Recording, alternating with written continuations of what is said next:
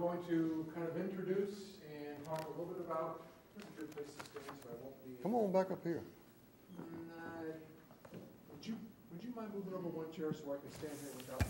No. Please? Thank you.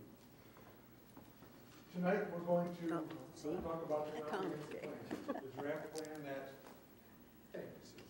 You're welcome. I appreciate it. All of you have on your, in front of you, a copy of the draft plan. That's your version to take home and mark up and make your comments on, and we'll talk more about that in a few minutes. But we want to do three things tonight.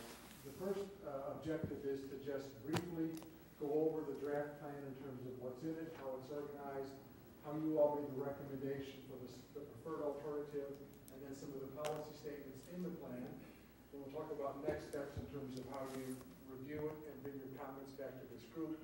Then we have two more items to do tonight. One is the folks from Reagan-Smith who are going to be responsible for developing the new subdivision regulations. Brett Smith and Randy Caldwell. Brett's going to talk about the approach we're taking to developing the new subdivision regulations.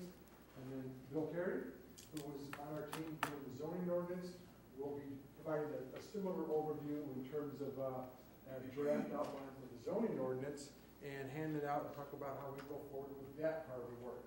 So as we've talked about all along, it's the comprehensive plan, which is the policy document, and then the implementation tools, which is the zoning ordinance and the subdivision regulations. And so tonight we're almost wrapping up the comp plan process and getting into the implementation policies, the zoning and the sub-regs, so we're at kind of pivot point in the process. The agenda is that, we don't need to go over it, I've kind of outlined it just now. Michelle, if we could. You've seen this many times. We're going to hopefully, we're moving rapidly towards the right. The comprehensive plan, the piece we're talking about tonight, is about 3/4 of the entire effort that we're working on right now. We are right now at the top of the yellow bubble on the third from the left. Actually, development of the comp plan is the preponderance of work. Once we start to review the comp plan, which is the yellow piece, and then move into the green, which is the planning tools update, that's the last 20-25% of the study. So while we're only, according to this graphic, about halfway done in terms of left to right, we're actually about 70-75% done with the process at the draft plan stage where we are tonight. Originally, the county commission set out about a 2-year overall time frame for the plan, the zoning, and the sub-regs. And as of right now, we're pretty much on schedule to meet that 2-year commitment or 2-year schedule to go through all elements of the planning process. So we spent a lot of time getting here. This is the preponderance of the work, but I will say some of the real detail and most challenging work is going to be in the zoning ordinance and the subdivision regulations, because this is the policy piece. Policy is always easier than regulations and implementation, and that's the piece that we're doing next. So just be prepared for the hard work on your part to continue for a bit longer. That's the process. We're right on schedule right now. Let's spend just a minute. You all know this as well as I, because you've lived it, but for the members of the public that may be here and who others have not seen this information, the draft plan we have before you tonight is a result of a very intense public participation effort. We have done virtually everything that planners in their toolbox know how to do with involving the public and stakeholders throughout the process. We did the online survey at the beginning of the process and got over 100 surveys of people giving us their attitudes and opinions about what they thought was right and needed to be improved in the county. We did a number of interviews with the stakeholders. What's a stakeholder?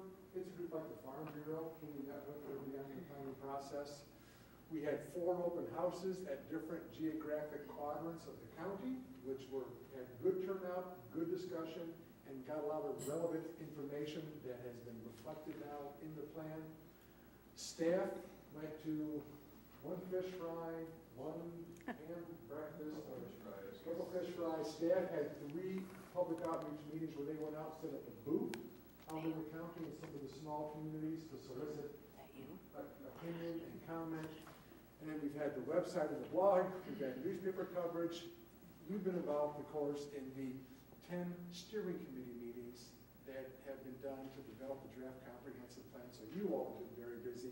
And then finally, the goals and objectives were presented to and approved by both the Board of Commissioners, the County Commissioners, and the Planning Commission. So the point of this slide being is that the public has been given every opportunity to have their voice heard at every step in the process. And we've heard probably a couple hundred voices in that process, and we feel this plan reflects what we heard. That's been refined into what's called a vision statement, and the vision statement is early on in the comprehensive plan. It basically lays out what your vision for the future of Rutherford County is. It's very short, it's to the point, it's succinct, and it's the culmination of all of the input that we've received in the process. You don't need me to read it to you. It's very short and descriptive, and I think it reflects what you all have told us, and our job is to interpret it and translate it and restate it in such a way that it makes sense to the community. So that's the vision statement that was approved by the county commissioners. Don't even try to read that. Too many words on too small a page. That is the values statement that supports what we have is we have a vision statement, goals, 10 goals, and we have a number of objectives within the goals. The vision's the big picture, the goal is where we want to go, and the objectives are the concrete steps that will take us to where we have decided that we want to go. So there's a hierarchy beginning with the vision going down to the objectives. But what it all boils down to is something a lot simpler, and that is kind of a summary of what all this means with respect to the goals and objectives. Hello, David. Come on, take a seat. Can I have one of those? Here's a copy of the draft.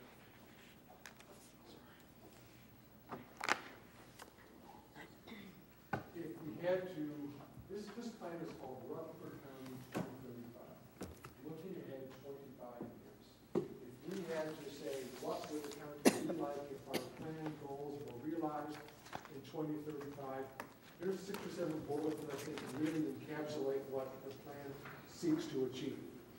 Continue to have a strong employment base, offer a high quality of life for people who are raised here, or who may choose to move into the county to live or to work, or because they feel it's a nice place to raise a family. Take actionable steps today to improve the rural communities that have historically been the heart and soul of this county. How do we do that? We do that through sound land management practices, which is the heart and soul of what this right now is attempting to do. Continue to emphasize and to invest in the education system, post-secondary, elementary. Respect, value, and preserve and conserve our natural and cultural resources. Continue to provide a diversity of housing prices and types within Rutherford County.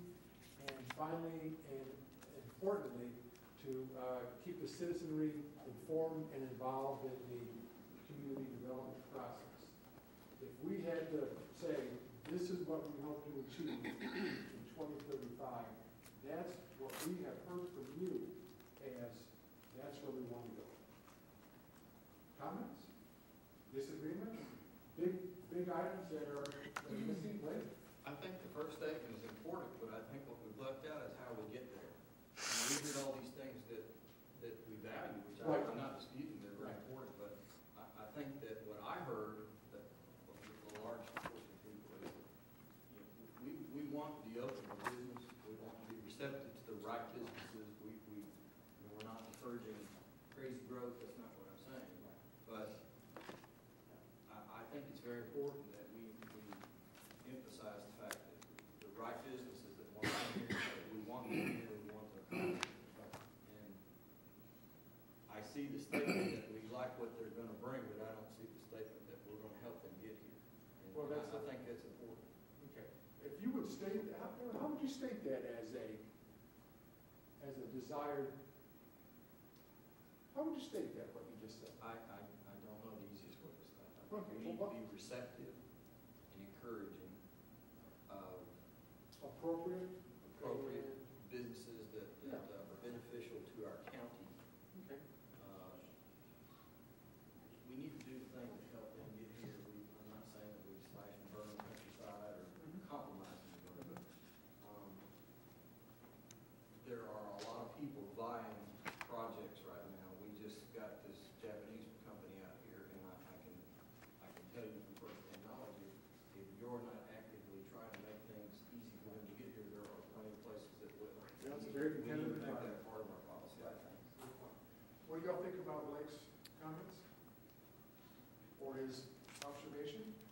Well, I think we've hit quite a few of them in our goal statement. I don't know if there's just a way to get them up there at the front. I think your point's well taken, Jim. I think I hear where Blake's coming from, and I think it's important that early on that for people to know and see that we are committed to being receptive to hearing, to speaking with businesses that want to come in here, and we're willing to work with them. And that probably is in one of our goals in here, but maybe we should bring it where it's more prevalent into the front of this statement, so that they know, without reading the details, that we are there and we do want that, and we're known for that. Well, when you go and, hello, Denise, when you mark up your copies, please make those comments in there. Denise, what we've been doing is kind of overviewing where we are in the process, looking ahead to 2035, and if we were successful, what Rutherford County would know for, which we've tried to summarize there. We had some comments about that, which have been very, very good comments. We've handed out a draft to everybody so they can have a homework assignment to take it home and mark it up, because we are going to be grading, not on a curve either. So we'll be talking about that in a bit. But we're just starting with an overview of the planning process, and just to really go summarize the extensive public involvement process that the county has gone through to get to this point. So with that, we spent the last meeting talking about and selecting the preferred scenario for development and conservation and development in the future. And we selected what's called the suburban belt. But let's quickly summarize by looking at how we went through that process. We began at the top of the purple box by developing revision results. We talked about that just a few minutes ago. Then we did 3 different scenarios or alternatives for the county to review in terms of how to go forward. And those are the base case, which is basically what happens if we don't do anything, the no action alternative. The one in the middle with yellow was called the suburban belt, which had more of a graduated decrease in density as we go out from Murfreesboro to the county perimeter. And the third, what was called, was urban infill, where we wanted to put much more intensity in the urban growth boundary and have different densities out in the rural part of the county.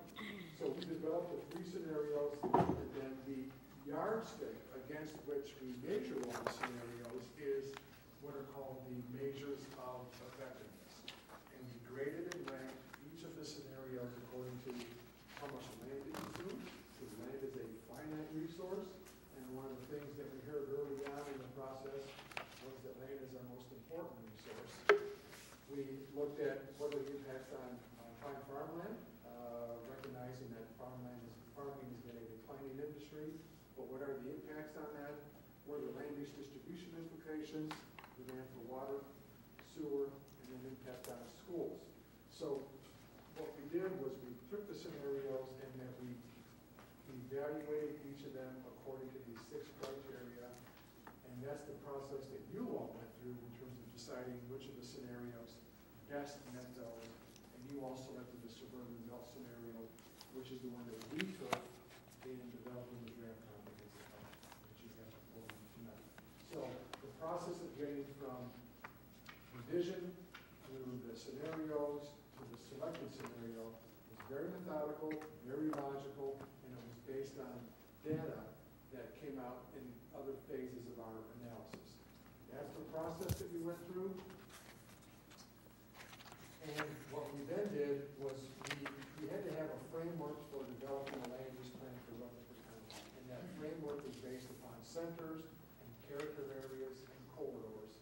And what the scenarios you looked at, what they do is they define from Murfreesboro as a town center all the way down from large to small, what are the centers of activity and population in the county that we want to encourage people to go to as clusters of higher density development. One of the things that we've learned from looking at all the data is that the predominant development pattern in the last 20 years has been low density growth. And that low-density growth is valuable, and it has benefits, but it also has costs and impacts to the land. And the scenario that you all selected encourages through zoning and the land use policies to continue to have low-density development in parts of the county, but encourage it to cluster around centers and character areas that are identified areas of higher density. And we've identified a number of these. We start with, go back just one please, Murfreesboro as the single traditional town center, a number of village neighborhood centers, Walter Hill, Eagleville, etc., rural centers, major activity centers, employment centers, and now each of those are identified on the future land use map, and each of those has permitted land uses, recommended densities, and how far out from an area they should be considered to be implemented. And that's going to be reflected in the future zoning map and then the zoning code. But centers and character areas, and then we go through two different types of corridors, which are suburban, urban, and rural. So, I know this is complicated, and I know this is hard to follow in the presentation, but what we have done is we looked at what happens if we don't do anything. And there's two views of following the centers and character areas framework. What's the suburban belt scenario, and what's the urban infill, and then how do we tell which one is the best one for Rutherford County? And then how do we overlay that with the corridors, suburban, urban, and rural as well? At this point, we then review together the three scenarios. The first one is the do nothing, and this one shows by color what would happen if we continue the current policies. And what it shows is that by 2035, virtually all of the developable, unrestricted area in unincorporated Rutherford County will be covered by low-density residential development, which has been the predominant development pattern over the last 20 years. But what it also represents is a inefficient use of the land and a further extension of infrastructure and transportation improvements that may not be supported by a commensurate increase in tax revenues. So that's the do-nothing scenario. And I think one of the reasons that we're all here doing the comprehensive plan is it was a recognition that doing nothing was not an option. It wasn't the plan, it wasn't the way forward. So this was the base case. The second alternative you all looked at was the suburban belt. Again, starting with high densities in the center area around Murfreesboro, and then increasingly lower densities as you get out to the more less urban parts of the county, with finally some conservation areas in the extreme northwest and southeast parts of the county. And you can see by the brown dots and the other purple and red dots, we're trying to strike a balance between having continued development of some density in the unincorporated areas, but try to strengthen the rural centers by guiding and encouraging development to go into those centers, and have always been the small towns and small communities that have been, that have been part of Rutherford County. That's the suburban belt. The urban infill is different in that it does not have a graduated.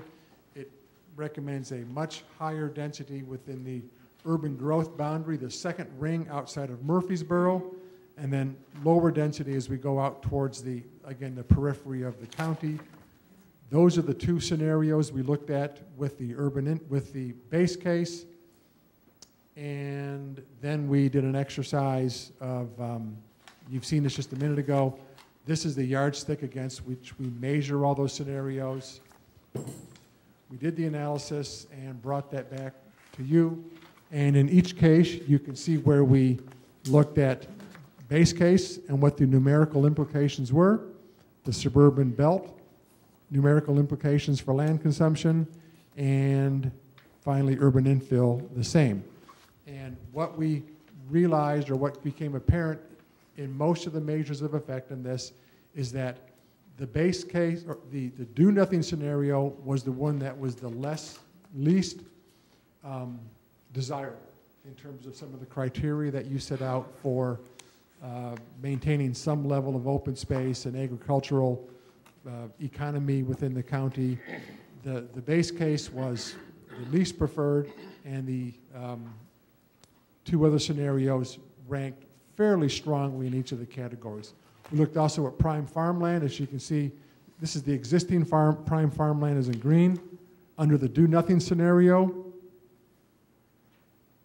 which is the next slide, you can see that the amount of prime farmland remaining in green is almost non-existent, and that under both the suburban belt and the urban infill, there was still significant loss to development of prime farmland, but there is a higher number of acreages that remain than under the do-nothing scenario.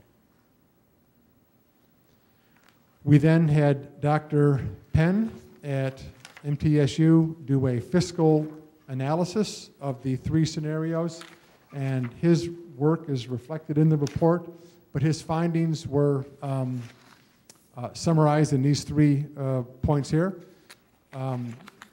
He concluded that there was no measurable difference in terms of fiscal impact between the base case and the 2 scenarios, which we found to be surprising because we thought there would be a pretty significant fiscal difference in terms of the 3 choices before us. What his conclusion also said was that it's the past development practices that have effectively set the table for where we are today, and that there is so little land area in unincorporated Rutherford County remaining that whatever land use scenario you implement is not going to have a huge fiscal impact one way or the other. And as the 3rd bullet point summarizes, past is prologue. What we have done in the past is more important than what we will do in the future. Now, that does not mean that what we will do in the future will not benefit the county and be a good development scenario, but in terms of fiscal impacts, there's not a measurable distinction between the base case and the 2 alternatives. Somewhat surprising to us, but when he reflected on the large growth over the last several decades, his conclusions are more understandable. Now, Susan, you had a comment about that earlier when you and I spoke. Care to share it? Well, basically,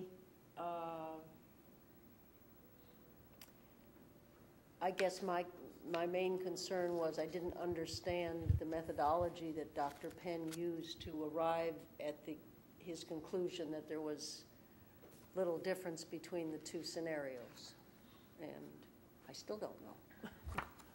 Well, that's, and we will ask Dr. Penn to describe his methodology. There were 2 areas that he said there were 2 areas that he did draw attention to, and one is the landfill and costs associated with supporting the landfill, and the other is transportation and the increased investments that will be required without an offsetting amount of revenue generated by new development. So he saw those as areas of some concern in terms of looking ahead from a fiscal perspective. Other comments or observations about the lack of a strong differentiator with respect to fiscal impact? Comments? Questions? I have a question. Will some of the concerns about where growth occurs be regulated in the zoning regulations and yes. And how it develops? Here's how it will work.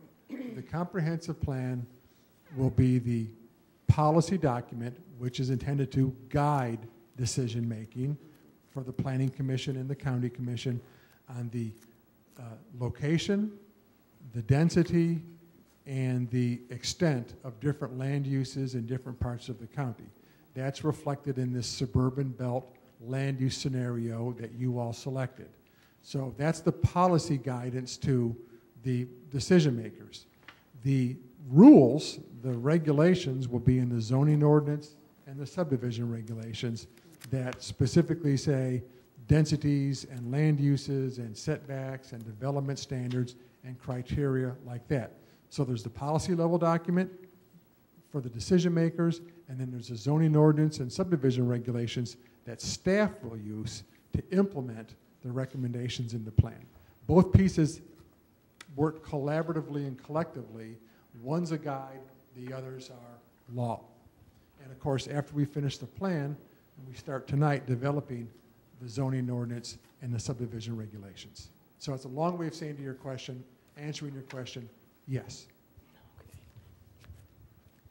Dr. Penn at MTSU did identify 5 concerns that he brought out in his analysis that we all should be aware of in terms of fiscal challenges, economic challenges facing the county, and you can read those yourself, but I'll just mention 2. One is number one, achieving and maintaining income growth. I think we were all surprised and very encouraged by how high Rutherford County ranks in terms of the number of industrial jobs per capita within the United States. You're in the top 10 in terms of the number of industrial manufacturing jobs, which is a pretty remarkable place to be for a county, for this county. But over time, that high percentage of manufacturing jobs, which are the high-paying jobs, is declining relative to all job growth. And the challenge is to continue attracting those kind of jobs that pay those kind of salaries, because that's where there's a lot of spin-off spending that takes place that supports the whole county. That's going to be a major challenge. He identifies a number of others, but number 5 is helpful to just touch on for a second, and that is accommodating a changing population. Let's see, Rutherford County has grown about 300% in the last 20 years, approximately. Most of that growth, of course, has been in houses and people. Something on the order of 90% plus of that residential growth has been in single-family homes, not surprisingly. So we're building our housing stock oriented towards a population that is young in the family formation and the child rearing ages. And that's how we built our housing stock. Well, guess what? The primary group leading the edge of population change is not in households with young children, it's with the 54 to 64 and older. So we've spent the last 20 years building a housing stock for young people with families. And we know the schools and the school buses and the transportation and all that has followed. Well, that's the rearview mirror. The major economic or the major demographic force driving you now is an aging and gray population, and there's some real concerns because those populations have they have very different needs. They don't need schools, and they don't need school buses. They need transportation, and they need accessibility to community facilities, and they need social security, social service centers. So, and they also don't tend to live in standalone single-family homes. So one of the real challenges is for Rutherford County to recalibrate and be prepared to serve a much different population than you've served over the last 30 years. And that's not something that we can change by pretending it's otherwise. Those demographic changes are taking place right now, and they will drastically change the face of the county, and they will also change the demands of the buying public in terms of what they're willing to buy. So, Mayor. I will ask one question. Pages 76, 78. We have center types and corridors and character areas, all of which you have put forth some proposals. Several pages there, starting on about page 76, 78. We yes. have all of these definitions of center types, corridors, character areas, and every one of those we have some densities suggested and proposed there. Have all of these densities, have we discussed those? And I don't see that they're unreasonable, but What stage of the development and discussion are we with respect to those specific density definitions? Those character areas and centers and corridors were part of the June 21st meeting where we presented them as recommended types of development and then placed those in different locations around the county. And we've made a few amendments to those based upon the outcomes of the last meeting, but they were in the last presentation that was brought before this group for their analysis. I think, like any part of the plan, they all could benefit from a good, healthy discussion and debate and a real scrubbing to make sure that they, in fact, do line up with the densities and the land uses that make the most sense. We feel pretty confident in terms of how we develop them, but that's only part of the process. So the answer is, we have to look at, those are the critical issues that are going to be driving the land use plan. Those have to be really scrubbed by the steering committee to make sure that we get those right. Make one other comment, Nate. We've got some in the audience. If y'all want to ask a question or say something, don't hesitate. Just jump right up, please. Don't hesitate to hold your hand up. I'll recognize you. What I'm saying.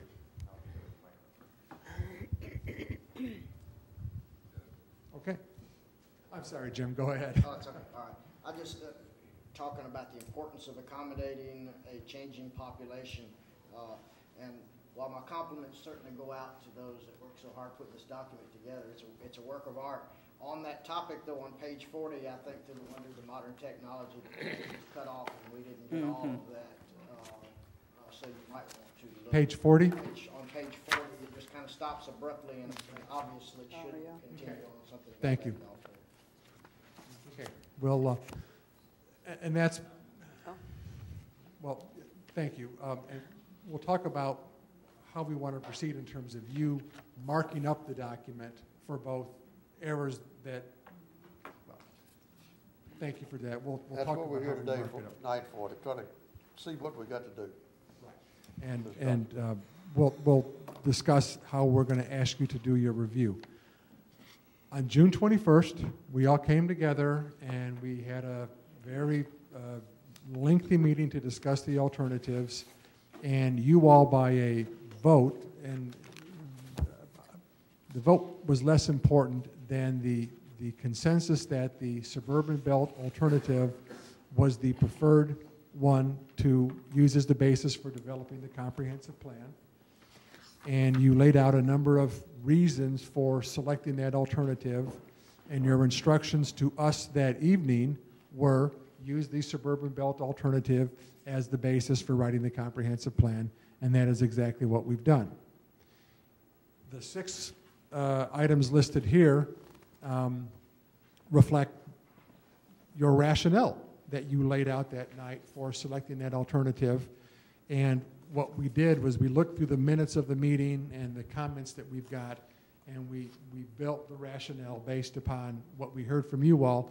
This is important because at some point the question is going to be asked, well, why did the steering committee do this? And on what basis did they draw their conclusions and make their recommendations? And what data did they analyze and review that led them to make these recommendations? And we need to establish a very specific chain of decision-making in terms of why we're recommending the plan we are. And this summarizes what we heard from you that evening. So if there's any major issues or disagreements with the rationale that you laid out or that we heard, please mark it up, because we've tried to faithfully reflect what you told us. And One thing is, all this going to happen, you may ask. We have no power to make it happen. Power rests with the county commission. This is a guideline for the county commission. We're not telling them what to do. We're asking them to, this is a sort of begging them. This is what we would recommend you do. So they have to make the decision whether they're going to do something. We don't tell them they're going to do anything. It's a guide. all correct. This is a map of the centers and character areas. This is what we developed from your instructions to us at the last meeting we held. And this shows on a map of Rutherford County a number of things. And this is the future land use plan in some respects. This shows obviously the city limits of the municipalities and the urban growth boundaries. But more importantly, it does a couple different things. In the broad background shading you see of the dark brown to sand colored to lighter to the various gradations, those are the character areas that represent different land uses and different land use densities that are the land use plan for those areas of incorporated Rutherford County. The nodes, which are the numerical ones, whether they be red or purple or the brown, those are the different center and village areas that came out of our meeting last time as well, showing both the rural centers, the employment centers, the activity centers, and the villages. And again, this ties back to the basic building blocks we used in terms of those broad land use categories that we went over earlier in the presentation. So this is the land use plan. And this is what will guide the Planning Commission and County Commission in terms of land use decision making, which will then be used with the zoning ordinance to define and guide and manage development within the county. So this is one of the maps that you want to take a very, very careful look at, because it does reflect the choices that you made last time in terms of preferred land uses. Laid on top of that is the corridors recommendations. Again, it's a centers and corridor strategy. 3 types of corridors were identified: urban corridors, suburban corridors, and rural or scenic corridors. And each of those corridor types will have recommendations for the type of land uses, the type of development standards, and also the character of those different areas that we're trying to maintain, recognizing that an urban corridor is very different than a rural corridor and should have different guidelines and standards with respect to how they develop. So centers and corridors is the underlying organizational framework that really supports the entire land use plan of the comprehensive plan.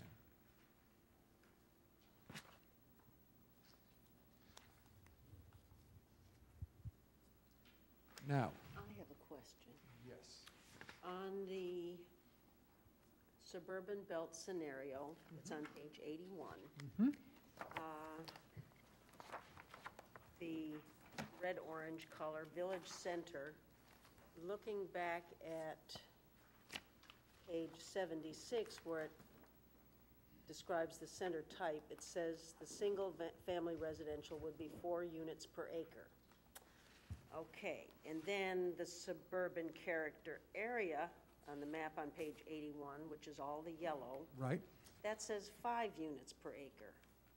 If you've got all of this land that's 5 units per acre, what is going to encourage building in the village, in the village neighborhood centers? That's a very good point. I think you've just highlighted a mistake. Oh, yay.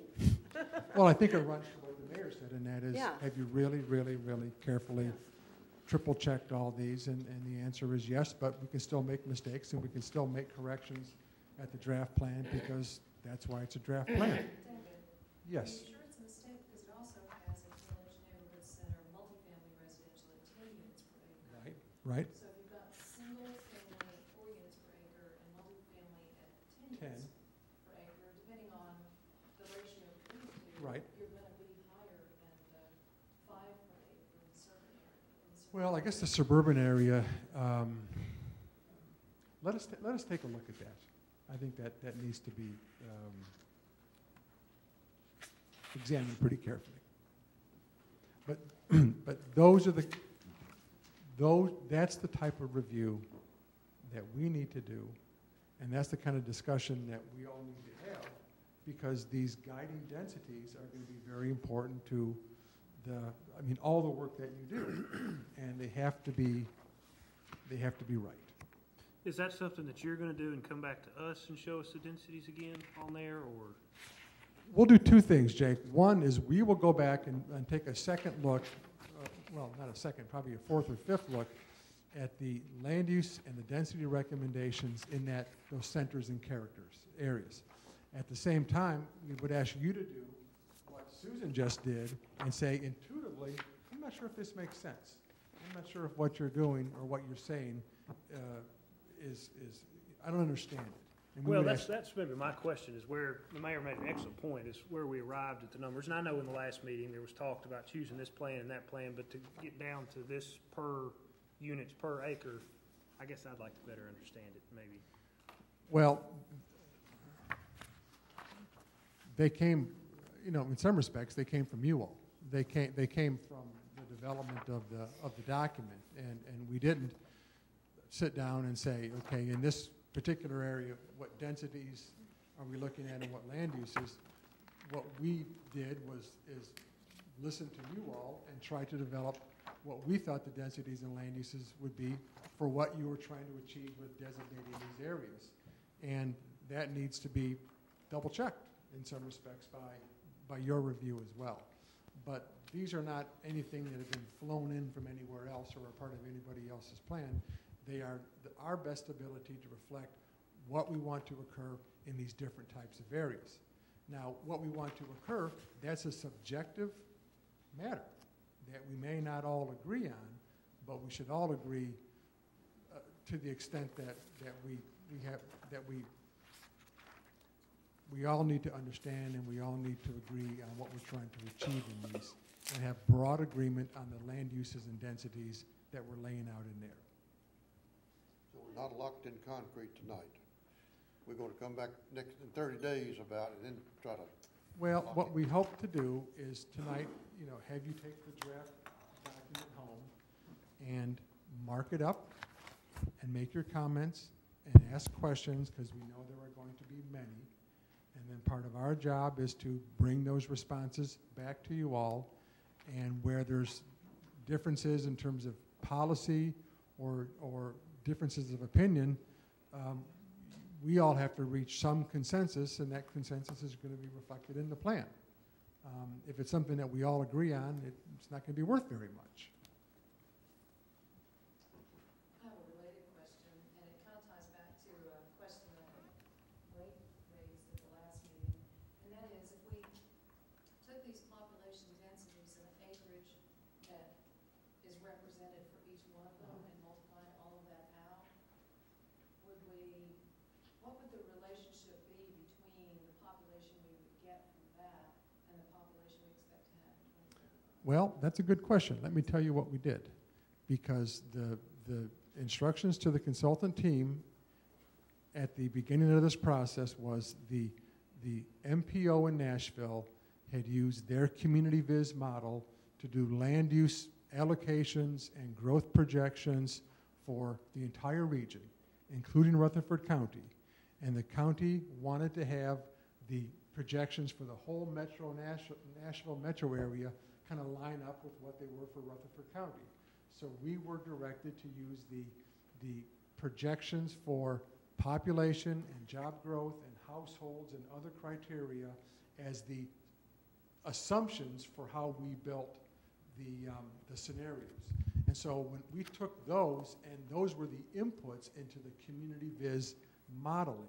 So when we allocated population to urban areas and rural areas, suburban areas or conservation areas or village centers or character areas or activity centers, those were all tied back to the allocations that the MPO made in terms of how much population we're going to have.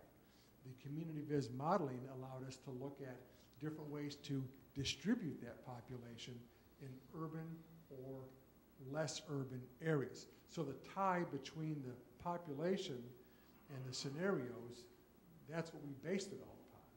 So if you actually went through that process, if we knew how many acres that were associated with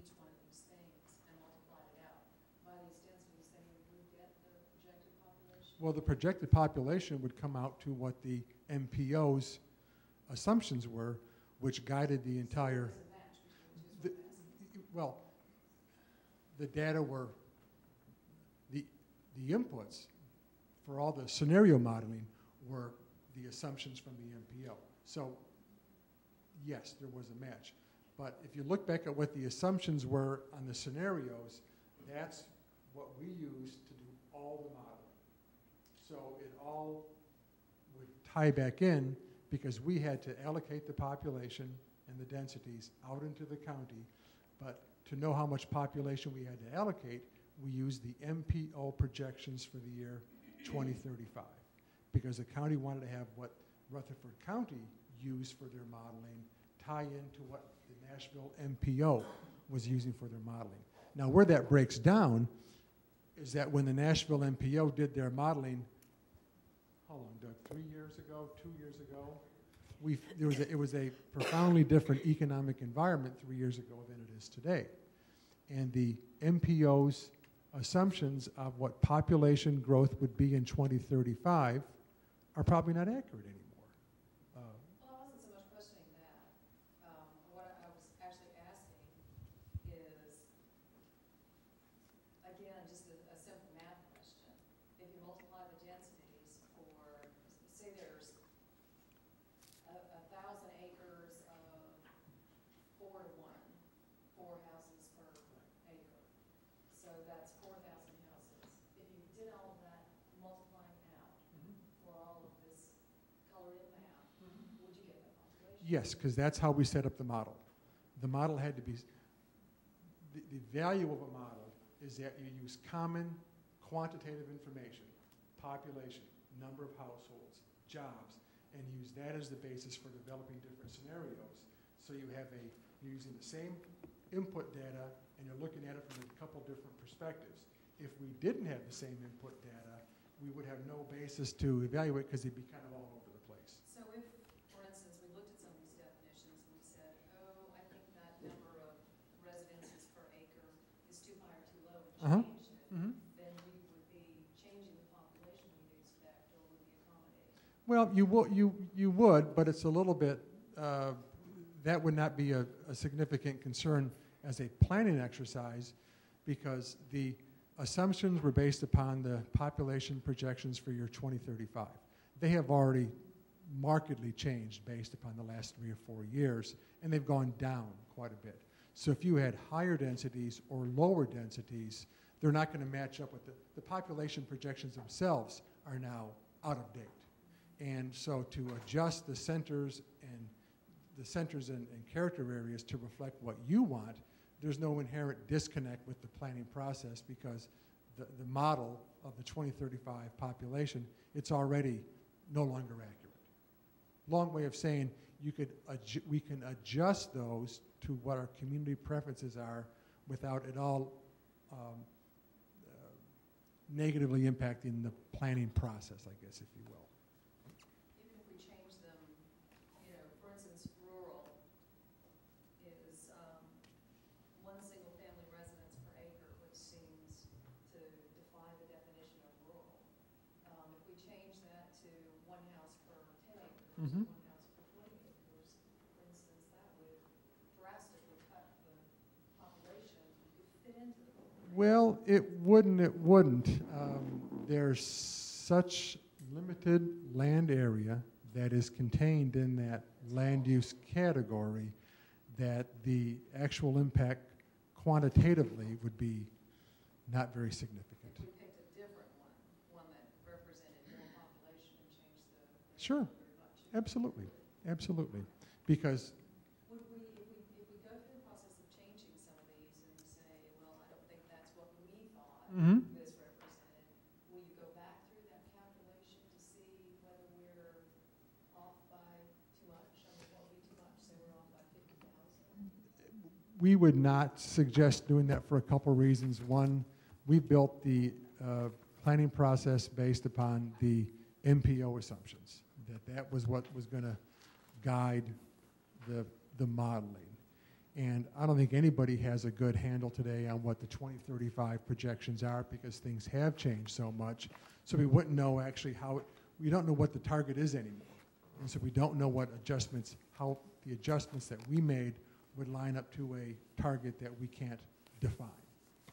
We'd have a number, but what does it relate to? Is it higher or lower or wider or skinnier?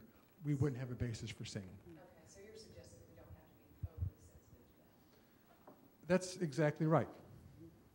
And also, this is a dynamic document that will be looked at periodically and updated according to That is certainly the hope, what the because needs are. maybe in the first 5 years that there's just not, someone is not developing in one of these center areas like we want to encourage them to do so. Then the question is, well, why not? Are the densities too low? Are the development standards too onerous? Is there other reasons why they're not? And that's where we would want to make adjustments to be able to encourage the type of behavior that we're trying to encourage. And that's, we won't know that until we get into implementation. Okay, I think we're kind of moving towards the conclusion of this part, and but the next couple minutes is very important because it runs to what we're going to ask you all to do. We have a recommended land use plan, which is the centers and corridors and the suburban belt scenario. We then have to do two things. One is outline plan policies in terms of how we're going to get there, and that's about the last 30, 32 pages of your document. And then more specific than that is what are the specific steps or action items that have to occur for the plan to be implemented. And the obvious one is to finish rewriting the zoning ordinance. That's one that we've talked about already and all throughout this process. But what we have done, though, in terms of plan policies, there's 10 broad goals in the comprehensive plan. What we have done is we've shrunken those 10 broad goals into 4 policy categories. And you can see those listed under A, B, C, and D. And they're the 4 colors on the map that you see in the middle of the screen. So each of the goals, which is on the left-hand side, have been placed into one of the broad policy categories as a way to get a more specific with respect to developing plan policies. So you see we've gone from 10 goals to 4 broad policies: community identity and quality of life, economic development, transportation and community connectivity, and facilities and services. And then we developed an action plan, key and specific steps that are needed to implement that for each of the 4 policy categories. So let's talk about this one for just a minute, because this is where some of the work that we're going to ask you to do comes in. You can see that we've got a number 6 or 7 of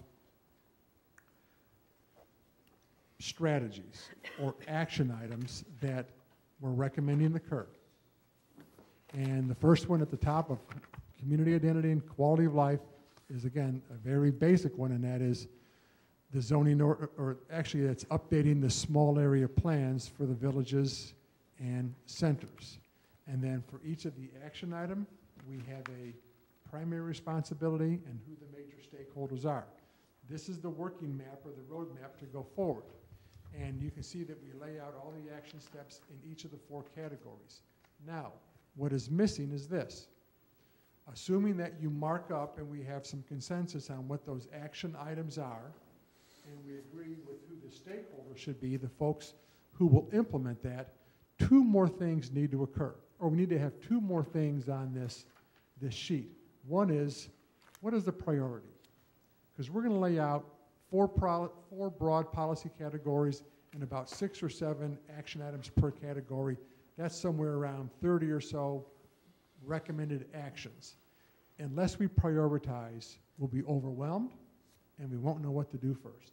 So what we're going to ask you to do before our next meeting is this. We're going to send out staff a recut of this spreadsheet for the action items. And it's going to have it laid out the same way: action, primary responsibility, and then priority. 1, 2, or 3. And we're going to do a couple things. One is we're going to ask you all to go through the action items and mark them up and make sure they're consistent with what you think needs to be done. And then we're going to ask you to put a priority on each of those. If you think, I think as we all do, that updating the zoning ordinance and the subdivision regulations is an action item 1, which it obviously is, we want to have it identified as such. If we think other items are helpful but not critical, they may fall to an action item priority 3. So we're going to send you out an updated spreadsheet for all 4 of these policy categories and have a column for priority. At the same time, we're going to do the same thing with staff. And staff is going to take a first cut at establishing priorities as well. And we're going to get back together then in about 2 or 3 weeks, and we're going to have a discussion about priorities. Because if everything is a priority, nothing is a priority. And we have to collectively agree on what are we going to try to accomplish in the next year. What's the 3 or 4 things that we have to get done? And that's the real policy question that this group needs to get their arms around. So we'll have 4 categories then. Action, who's responsible, what the priority is, and then how soon are we going to commit to doing it. So before we make everything a number 1 priority, there's a lot of work to be done. We're going to also have to say, in what time frame do we expect this to be accomplished? So, Michelle, if you would, please. So we have action items beginning at, as you can see, for all 4 of the categories. And what we would ask you to do is, and these are all extracted specifically from the elements needed to implement the comprehensive plan. Please do 2 things. Look at them and mark them up where you agree or disagree. And if you see major actions that are missing, please identify those so we can do some more research on those. And then we are going to send you out an updated spreadsheet where you can sit down and you can say first priority, second priority, or not a priority. So when we get back together and we look at staff's recommendations, you will have your analysis done, and then we can go through a process to collectively decide this is what we have to do first. This is what we'd like to do, but it's going to have to wait. And that way we have the right policy, the right items, with the right priority assigned to the right people. And that's the basis for implementing the comprehensive plan. That's a lot of words. Does that make any sense at all? We signed on for it, I think. About halfway? Okay. And we'll have that out to you in the next several days. Now, I'd be happy to go through each of these action items and each of these responsibilities one by one. Let's not. I'm not sure if anybody's patience would last that long, but this is kind of the guts of the comprehensive plan, the land use plan, and the policies and the action items. This is where our attention and focus needs to be, and I think that's very doable for Mayor. Okay, you got 4 key, as you could say, issues identified. You got 30 or 40 action plans, pieces of Action items. Prioritize those. You want them to prioritize those starting with 1 all the way to 30? Or, I mean, where would I start? I mean, I wouldn't know exactly what I want to do. Many of these are very long range They are. ideas that we could accomplish. So how do you want them to address that? They are. A bit more specifically. Good question. What we're going to send out a revised spreadsheet, and we're going to recommend that you place them into 3 buckets by each policy category. Yes. So let's take the first one, the community identity and quality of life. As the note says here, this one is important because what was it? I think 6 of the 10 goals of the comprehensive plan fall into that quality of life policy area. So what we'll do is we'll set this up so you will look at that as kind of a snapshot, and of those that are listed, you'll say important, somewhat important, not important. Priority 1, priority 2, priority 3. All right, that's those 9 action items under that one. Correct, correct. Okay, I got it. Right. Now, the hard part comes with what you're also kind of saying, and that is, how do you merge, if we develop priorities for the 4 separate buckets, how do we then go back and forth between buckets and prioritize out of a longer list of 30 total?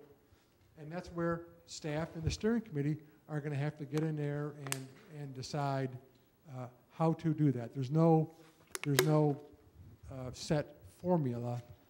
We're going to have to just critically think about what's the most important and prioritize. But a first step is to put them into high, medium, and low. And that's what we're asking the steering committee to do. And to help, staff's going to make a first stab at what they feel from a staff perspective, high, medium, low priorities. And are you going to send those out as electronic files so that we can play with them, or? We can send them out as hard copy. We can send them out as a spreadsheet. What we'll do is maybe we'll send everybody out a hard copy that's literally got a fill in the blank with instructions on how to do it. And then we can also distribute an electronic copy and let you do that if you're more, as an alternative to do that also. So it basically look like this with another column for the Yeah. priority. And then we're going to add then Because I like the pretty colors. well, I'll think of some, then at some point though, we're going to add a 4th column, and we actually may do it now, because if we say something's a priority and we can't say who's going to do it or when we're going to do it, then we're not serious about this. So we're going to have 2 more cells. The first one we're going to ask you to fill in, what's the priority? The second cell is going to be, when are we going to get this done by? And then we'll work with you to help figure that in once we know what the priorities are. Okay? And we're going to have the next steering committee meeting, and we're going to ask you to bring this information in, and we're going to then go through this goal priority setting process based upon staff's recommendation and see where we agree, see where we disagree, and then drive towards consensus on each of these as we go forward. That's going to be work, but that's what we're all here to do. And we're going to have that out to you very quickly. So, your assignments in some respect there's a couple. One is to read the comprehensive plan, get a nice fresh red pen, mark it up. There's things that we have made, I'm sure there's a lot of grammatical and other errors, drop sentences, and more substantive issues as well. Mark it up and send your comments to Doug and Elizabeth, who are going to kind of collect the comments. That's a review function. The second function is to do the prioritization table and be prepared to bring that back at the next steering committee meeting and hash through establishing priorities for the comprehensive plan.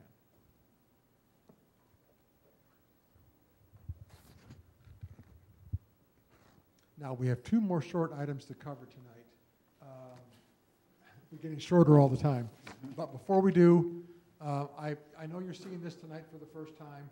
The purpose of tonight was to overview what we have prepared, link it back to the work that we've been doing so far, and to make sure that you understand the document that you are being asked to review, and ultimately we're hoping to forward a version of that to the county commission for their review as well. So, that said, your questions or your comments?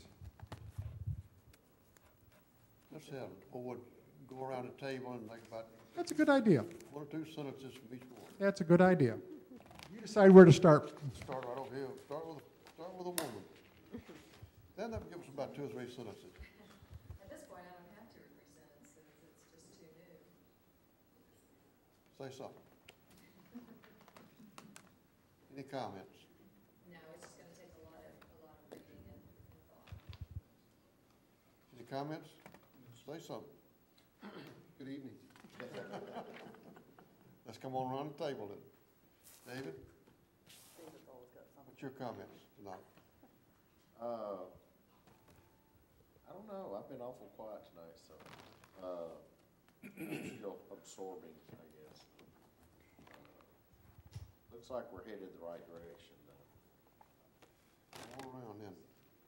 Well, the only thing I'd say is even though we've heard tonight that we're we're well down the road on this plan. I think the next phase is going to be very difficult for the group that tackles the planning, the actual planning tools. And so the better the job that we do in figuring out what the most important elements are, then the easier it will make that task for them.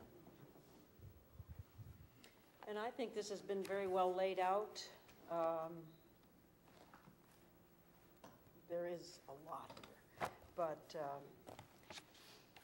I think it will be, if we spend the time with it, we'll be able to absorb it and, get to these prioritizing tasks that we have, which I think are very important. And give us enough time. That's not. Your comments too. I think that this entire process is important because so many of these things, I think we're all becoming aware of, is that if we continue down the path that we were on, we probably will not end up where we want. I think it's important. Well, I did take the opportunity to read the document, and I am, as I said earlier, very impressed with the amount of work that's gone into compiling all of this information and put it together where it's going to be a very useful document. There are some things that I think are going to, some of the specifics that are going to require a great deal of discussion that are generally in this 8th chapter, and I think probably most of this was written not based on discussions that we had, but probably discussions that we were going to have and will be talking points. So I don't know that now is the time, we want to discuss those at this point. I'm assuming that's what we're going to do at the next meeting or in the very, very near future is get down to some of these. Your good red pencil. The plan is only as good as the policy. The plan is only as good as the policies that it lays out. And we've taken the lead into developing the policies based upon the alternative that you've selected.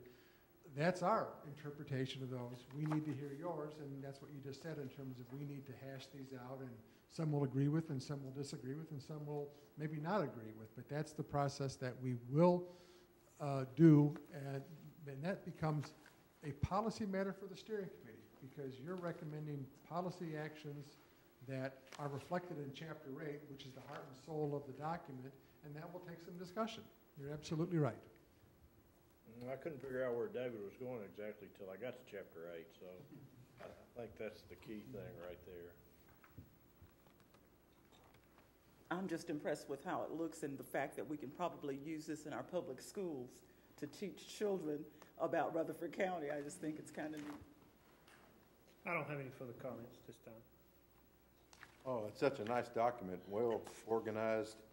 To most people, it'd probably be boring reading. I found it very interesting. I wanted to pass it around my office, but I knew other people had other things to do. But there's a wealth of information for people that are in my business. I sort of got hung up on the stuff that wasn't maybe so important as to where we wanted to go, but I just sort of got hung up on the stuff that I'm interested in. But there's a wealth of information in here. Getting the digital copy of it, I spent several hours on Friday looking at it, and I did find some things that I wanted to go over. I don't think now's the time, but I look forward to rehashing some of this stuff. Doug, you got any comment? Elizabeth? Anyone in the audience here? We've got some in the audience here. Welcome your comments too. I have a question about this page 40 just ending. Will we get the rest of the sentence? I'll figure out where it went. Okay. Send that along. That much I can guarantee. Anyone in the audience have a comment would like now's the time to say? Okay, we want to do two more things tonight, and they're both very short. We've talked a lot about the comprehensive plan, but we also have talked about the need to, we're doing the zoning ordinance and the subregs. And the two members of our team that are doing, that are the lead for that is Bill Terry, who was kind of the guru of zoning in Middle Tennessee, and then Brett and Randy from Reagan Smith, they're doing the subregs. They do this stuff all over the state. They want to provide you a brief update on where they are with that part of the work, because that's going to be really tough studying ahead of us all as well. So, Brett, you want to start and talk about the subregs, and then we'll ask Bill to speak about the zoning ordinance. I'm Brett Smith. Is this thing on? Brett Smith of Reagan Smith Associates. I'm a planner, landscape architect. Also here is Randy Caldwell, a landscape architect that heads our land planning and LA department. We're kind of going to be the point people, if you will, for the subdivision regulations. I'm going to give you a quick overview of what we have found in our review. We have met with planning and engineering staff twice.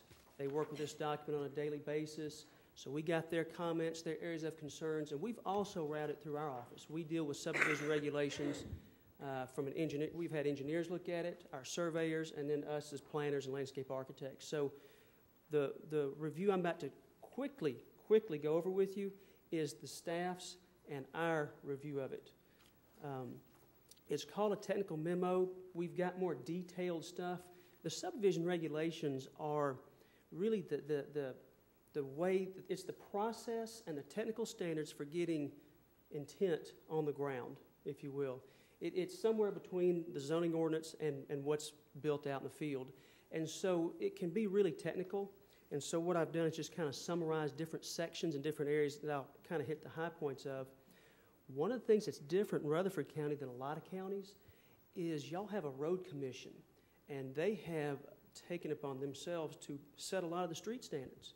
So a lot of the technical standards that a lot of people have in their subdivision regulations, the road commission has already done for you. The engineering department has a set of stormwater regulations and engineering regulations that are a standalone model also. It's not in the subregs. It's really not part of the zoning. It's almost a separate document. And that's not uncommon nowadays with all the different stormwater regulations that the EPA is coming down with. So one of the things we've got to look at is reconciling some of the discrepancies there and working with other departments on trying to get the technical standards kind of where we want it in keeping with these different land use policies. One more, I guess, critical thing to understand is subdivision regulations are planning commission level decisions. The subdivision regulations are approved by planning commission and only planning commission. It does not go anywhere any further. It doesn't go to county commission or anywhere else. And subdivisions are approved only by planning commission. Now rezonings, things like that go on from planning commission, and I'll let Bill speak to it a little further if he wants to, but understand that subregs are a planning commission function. So real quickly, as you look over this technical memo that's not super technical, a couple things we've noticed. A term I'm going to throw out here is Tennessee Code Annotated. Chapter 13 is the state legislature's rules and policies that relate to subdivision, zoning, land use planning. We want to make sure that everything is reconciled with the latest TCA standards. We're going to look at procedures. We're going to make sure all the procedures in place are as quick and easy to follow and understand as you go through the different steps of a subdivision. We want to look at some of the checklist requirements, that is, how much information is required at each step, what's reasonable, where are we lacking, what can we ask for more of in keeping with these land use policies. We're going to look at some standardization, some appendix information so that everything that comes before staff and engineering has a uniform look and has kind of the same continuity as far as information provided. We're also going to look at possible traffic study thresholds, whether they're required, whether they're needed. As y'all know, Rutherford County has highways of 5 lanes and little country roads, and not all the same. You can't put a subdivision on one the same way you can on another. So we're going to look at that. I've already mentioned we're going to look at the engineering manuals. I want to look at some of the technical standards. We want to look at how those technical standards really reflect the land use policies. I think we'd all agree after seeing the model that a road that's in the conservation area is probably not the same road standard we'd want in an urban infill or suburban fringe. We don't think one size fits all in a county as diverse and varied as Rutherford. One of the things that's not on here, and I didn't put it on here, but I should have, is that we need to look at the HOA policies. That's becoming more and more of an issue. You're going to have more and more homeowners associations with subdivisions, whether they be industrial parks. And when I say a subdivision, keep in mind that's residential, business parks, office parks, industrial, or mixed use. It could be a mixed use with one of these village centers. You could subdivide and have commercial and industrial. So keep subdivision as a general broad term and not just houses. As you go to the back, we want to make sure that all the latest FEMA standards are incorporated in the subregs, and we also want to look at any kind of buffering standards for streams and wetlands. And then finally, want to make sure our definitions are up to date with TCA, Tennessee Code Annotated, and also that they're have some congruency or the same as the zoning. We don't want to have definitions in the zoning ordinance that say one thing while the subregs say another. So that's a real quick overview. I'm not getting into a lot of details, obviously, but we've had pages and pages of notes down to details and larger policies. Just want to give you an update of where we are on this thing. One comment. I wish you'd make some comment or some study at least. It's not our problem right now. Murfreesboro's got the problem, I believe. The little controversy they had over the mosque or the church. Any church, doesn't matter what it is, whether it's a Church of Christ, Baptist church, or whatever. A great big one, should it be allowed to go into a subdivision? That question. We should have that some way in this study. Maybe it comes from you. Well, and this is a good way to segue, unless there's other comments. I want to hold that thought because I think Bill can really give a good example of where zoning starts and finishes and where subregs pick up, because that's a very good question and it relates to both. But I think Bill's going to talk about that, churches and religious institutional uses and the RLUPA impacts, the federal laws that relate to churches.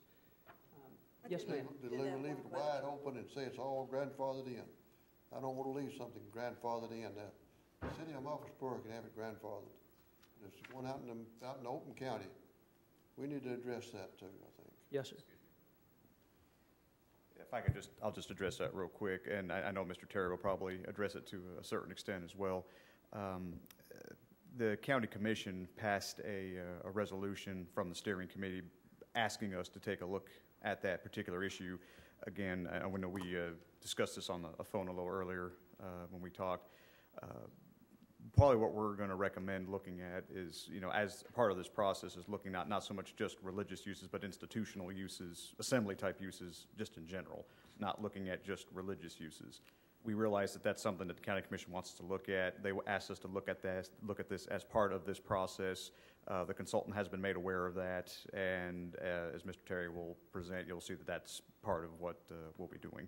So just to let you all know that that's the situation with that. That's what the county commission wants us up here to do and try to avoid a controversy like they've had before.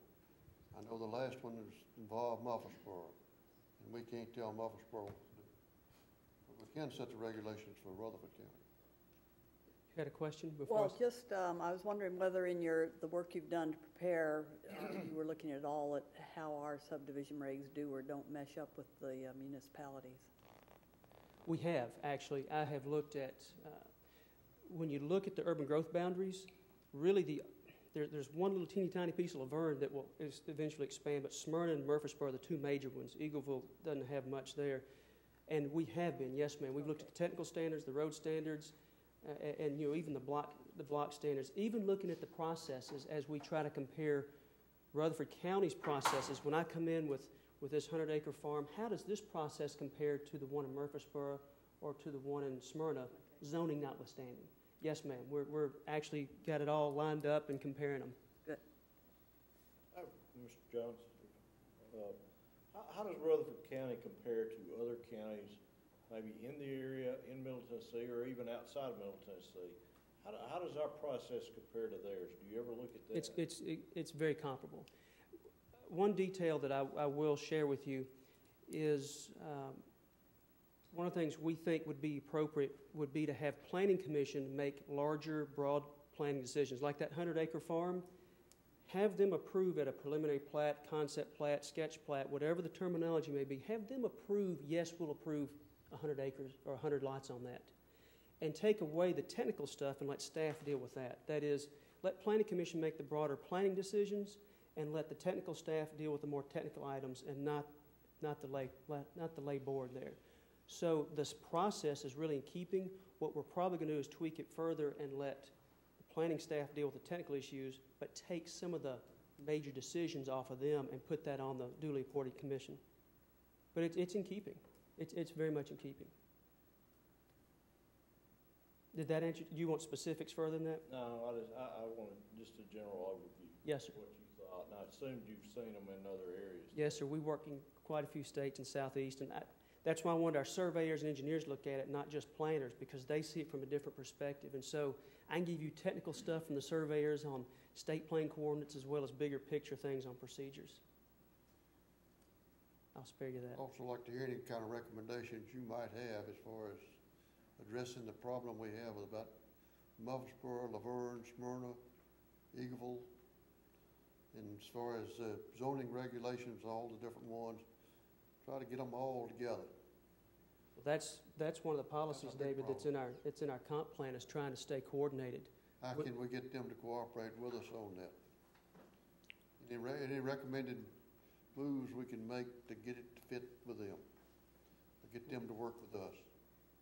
Yes, sir, and I think that all coordinated.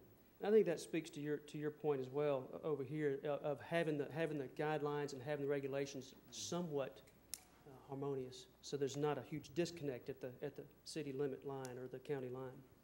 We're not trying to take over their territory or their turf, but we'd like to also see them work with us, so everybody work together. It's critical. Y'all ready for Bill to talk about zoning? He's ready.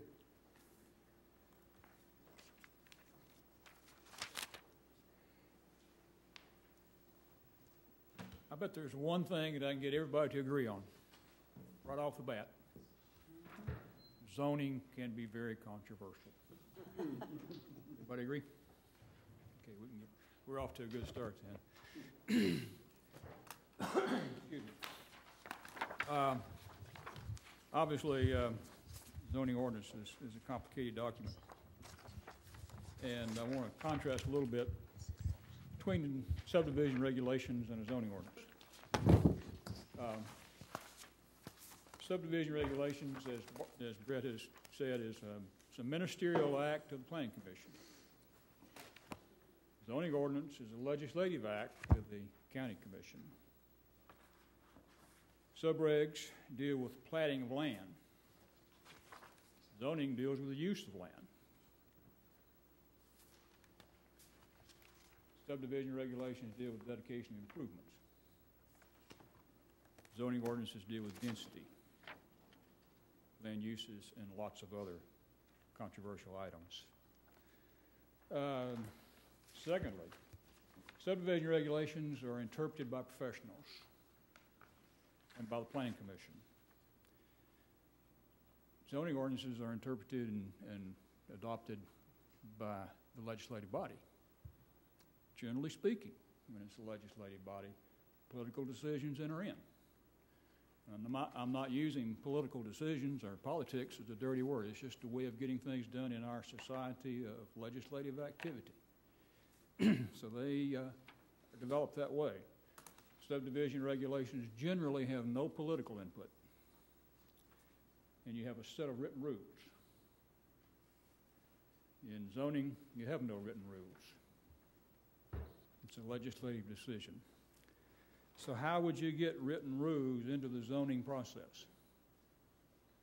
That's what you've been doing for the last year, the adoption of a plan, establishment of policies, and an agreement between the appointive and elected officials to use the plan as a basis for decision making. Then you can get some rules into the zoning process. Another aspect of zoning and local government powers that I wanted to raise is the issue of the Dillon Rule. Is everybody familiar with the Dillon Rule? I know you are. You are. And you are. Dillon Rule is it's a rule of law. It applies to municipal and county governments. It doesn't have anything to do with the Wild Westerns. Dillon Rule was established by a Supreme Court justice named Dillon back in the 1800s. and he applied the rule to municipalities in the state of Iowa. That didn't matter, except a lot of other state Supreme Courts since then, including Tennessee's, have adopted the Dillon rule. And basically that says that a local government cannot exercise power that the state has not given them. And so Brett mentioned Title 13 is the planning powers. That's where the powers rest for the development of a planning program, appointment of a planning commission, authority to adopt subdivision regulations, and authority to adopt zoning ordinances. The state spells out what you may do. It doesn't say you have to. What the state give you, they also take away. As you know, probably in certain circumstances, there's some things that have been taken out of your purview of zoning. It goes back a long way, but the old issue of single and double wide mobile homes. The legislature made a decision a number of years ago that you could not prohibit through zoning decisions the location of a double wide or a modular home. It's the same as a stick-built house. You cannot exclude them from your zoning districts. That was a state decision. There are a lot of other things like that that have come about, and I'll go over some of those. And it's appropriate, but just wanted to keep that in mind that those kind of things really apply. Now, you have before you, I think you hand that out, a very brief review of your existing ordinance and a proposed table of contents. We've had one meeting with your staff to go over some of the details of the existing zoning ordinance. A lot of changes that we think needs to be made. The zoning ordinance is like a lot of other things, it develops on its own over time. I don't want to be in a position of criticizing in any way past planners, past legislative bodies or planning commissions that put together these zoning issues that are consistent of what you've got now. At the time that they were doing it, I'm sure they did what they thought was right, and it was a good decision at that time. But over time, it develops that some of these things just don't work together anymore. And so the first thing we did was to meet with staff and decide which kinds of issues in the existing zoning ordinance work. Which provisions do we want to keep? Because they've been developed at a recent date and they work. And so those are listed under your under the sheet that says sections to be retained or minimally modified.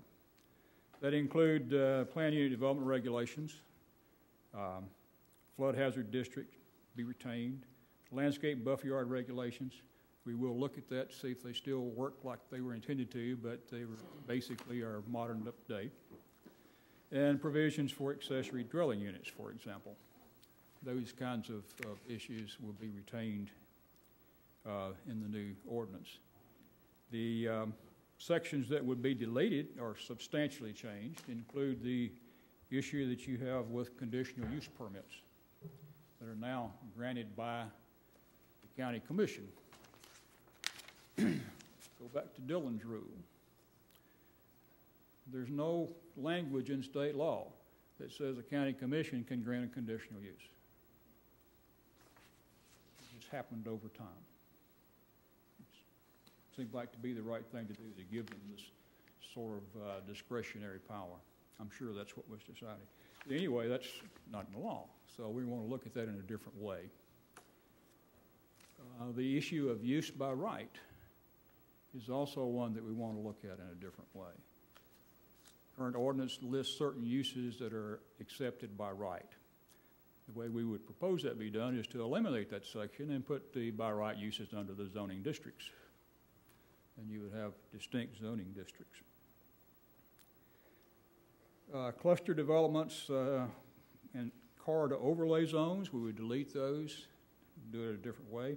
Stormwater management doesn't belong in the zoning ordinance. It belongs in your county engineering regulations, so they'll be transferred over there. And then non-conforming uses. You mentioned the idea of grandfathering.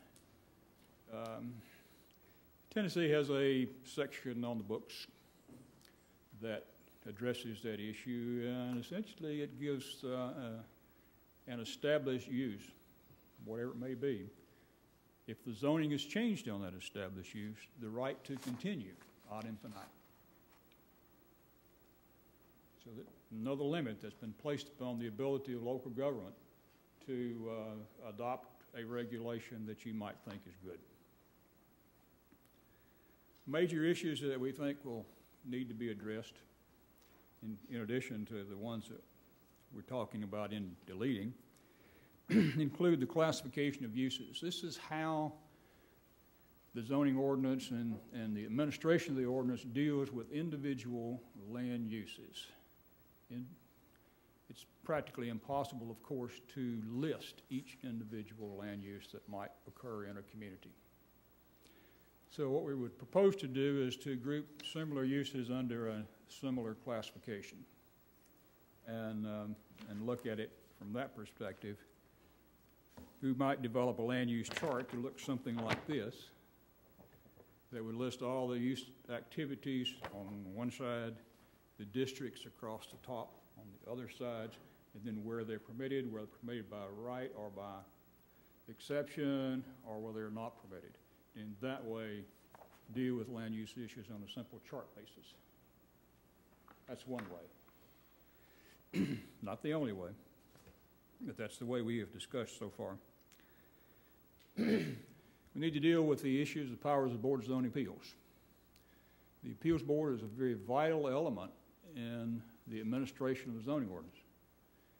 But without proper guidance and without adequate standards in the ordinance, sometimes the Board of Zoning Appeals can overstep its power. And if the board does that, and I'm not saying yours does, I'm just saying if they do that, and that's been the character of a lot of Board of Zoning Appeals over the years, they can almost cripple the enforcement of the zoning ordinance. We want to look at, as I said, changing conditional use terminology and how it's handled. The specific powers of the Board of Zoning Appeals that are granted by the Tennessee Code include power to grant a special exception. Now, that special exception terminology has also been construed to mean a conditional use. It's also been construed to mean a use permitted on appeal. So all those things mean essentially the same thing. Due to the controversial aspects of the way conditional uses have been dealt with here, we thought we might want to use a different name for it and deal with it under a special exception type arrangement and give the Board of Zoning Appeals that power. Wireless communication towers are always controversial. The wireless towers, communication antennae, that is not addressed now. It needs to be addressed. We will develop a section, and it has to be developed in accordance with federal law, with the Telecommunications Act. Adult uses have to be addressed. They're addressed in the ordinance now. We want to make sure that we can get that as close to constitutional as possible.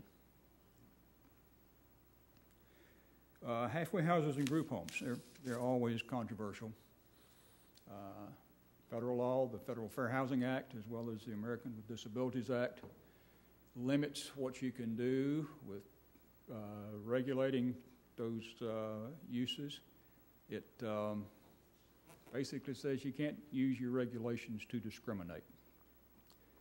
And so we will have to look at that fairly closely, how your existing regulations work and what would be in compliance with federal law. And then religious uses. The general concept over the years, not only in this community, in this county, but in the rest of the counties of the state, has been that churches are a welcome influence. Therefore, most zoning regulations were developed that allow churches to move anywhere with minimal regulation. Now, it's a church. Federal law now, it doesn't define a religious institution, and that's one of the problems, is that religious institution is a pretty broad-based term. But the federal law and subsequent the state law limits what you can do with regulating religious uses and religious institutions. Number one, you cannot discriminate in any way between one or another type of religion or religious practice. And number two, you can't overly burden the practice of a religion. And that comes out of federal law. The state law that was passed a few years ago duplicates that, which means that any challenge to these kind of issues can be brought in state court rather than federal court. And it also puts an additional burden on the community, whether it be the city or the county, in enforcing regulations to prove that it is for the good of the community that a certain type of regulation is in place on a religious institution. So that is a very touchy issue with regard not just to your community, but to all religious issues everywhere because of state and federal law. Sometimes educational usage can be controversial. We're in an education building, it's a very fine one. The location of a school has an enormous impact on your community, and the community and development decisions around the school have an enormous impact on it. But boards of education don't always work together with other aspects of the county. I don't know how it is here, but the Board of Education and the Planning Commission, some places, don't ever talk. And they ought to. So that's an issue we need to look at in zoning, is how the zoning regulations would apply to an educational use. Definitions, as Brett mentioned, we need to make sure that the definitions that are in the ordinance are current and up to date, that they're coordinated with the subdivision standards, and that they work and are easy to understand. That's one of the areas where the Board of Appeals sometimes comes into play, is interpreting definitions. An issue that we really want to look at is the implementation of this plan that you're talking about tonight. Are you going to use the zoning ordinance to implement the plan? I think that's important. As noted, the plan is an advisory document. Planning Commission can use it as a basis for making a recommendation to the County Commission on any kind of a zoning change or for the development of zoning regulations to implement the plan. But it's still advisory. County Commission has final say in zoning and can override the plan or totally ignore it if they choose to. Some places that occurs. Now there was a change in state law in the last 2 years that applies to this area. I'm not sure whether this county would want to consider that, but it's optional. You may consider it. In previous writings in the Tennessee Code, in previous regulations in the Tennessee Code, the Planning Commission was the only body that could adopt a long-range plan as an advisory document. The change in state law now gives the County Commission the authority to also adopt the long-range plan. Don't know if they want to do that, because it brings with it some other baggage. If the County Commission were to adopt this plan as the official plan of the county, then the plan becomes law. The zoning ordinance must be consistent with the plan. And so the plan becomes the real ruler in the room. Like I say, this is a choice that can be made at the local level. And yes, ma'am. The plan becomes law because it's policy that's been adopted. It's been adopted by the legislative body. It's a policy that's been adopted, so it's law. Okay. Now that makes it legally enforceable. Okay. Whereas by the Planning Commission adopting it, it's an advisory document. How many places in Middle Tennessee have one versus the other, or? I know of no place that has as yet where a legislative body, either a city council or a county commission, has adopted the plan. It's been discussed in a couple of places, I understand, but I don't think any of them have ever chosen to go forward. when you adopt it, that limits your ability to make changes easily, right? Well, it's just like the zoning ordinance. It has to go through the same change procedure. You have to be a recommendation from the planning commission. You would have to have a public hearing. Then you would have to go through the county commission and have another public hearing. So it would complicate the amendment of a plan. But that is an option that's open to you. Another thing we want to consider in the zoning ordinance is of course, the certain kinds of special districts or overlay districts for the community character areas, to decide exactly what kind of regulations are appropriate to try to both encourage that type of development and to implement that type of development. That's an item that will be a lot of well, actually all items in here. It's going to be an us and them situation. It'll be us as the consultant team and them as the staff working together to try to come up with a document that works for you. Another issue that has been brought up in the discussion of the plan that also can be discussed in the zoning ordinance is preservation of open space farmland. Exactly. What kind of regulations can you put in place that will do that? So those are some of the biggies. You have the proposed table of contents before you. I don't, like I say, this is the first cut. I don't even know if staff agrees with this yet. But we'll work that out. This is pretty simple stuff here. Everything is grouped in either chapters or articles, depending on what you want to call them. And each chapter has its own title. We'll have a use classification chapter. That's like that chart that I presented to you that would have a detailed description of all those classifications. Provisions for adoption, establishment of the districts and the zoning map. That's pretty standard legal language. 3 chapters on district regulations, residential, commercial, and industrial. A chapter on supplementary regulations. These are regulations that generally apply across the board in all districts or in special circumstances.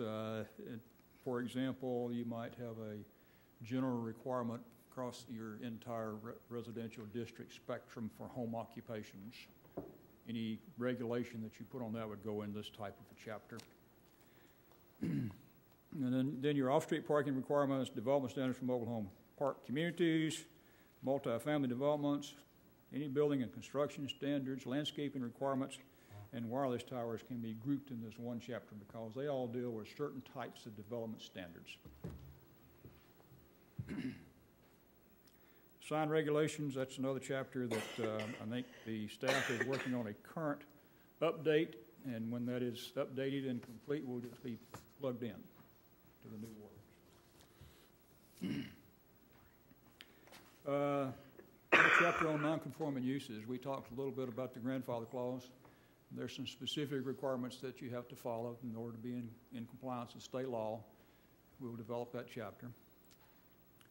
And then a large section that we'll look at on administration and enforcement. Very critical that enforcement details and the powers of the various officials and as the Board of Zoning Appeals be spelled out clearly. Board of Zoning Appeals, as I mentioned, is very important. It has 3 basic powers. Power to grant variances, power to grant special exceptions, and power to interpret the terms of the ordinance and the map. One place that many boards of appeal get into trouble is under the issue of variances. Just what is a variance? If the Board of Appeals grants approval of a particular use that's not permitted in the district, that's called a use variance. They don't have the power to do that because it's actually an amendment to the ordinance. So that kind of thing we will spell out in great detail. And other than that, just the usual legal language that's in a zoning ordinance will be wrapped up at the end. Any questions?